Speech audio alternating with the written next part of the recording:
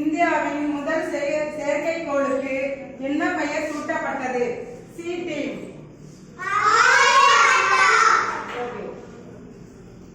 Google நிறுவனத்தின் ஜெமினி செயலில் அறிமுகம் செய்யப்பட்டுள்ள ஒரு புதிய AI புகைப்பட எடிட்டிங் கருவியின் பெயர் என்ன?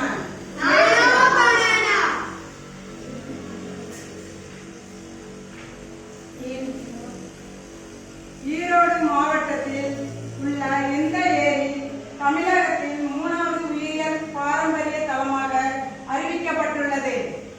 B team.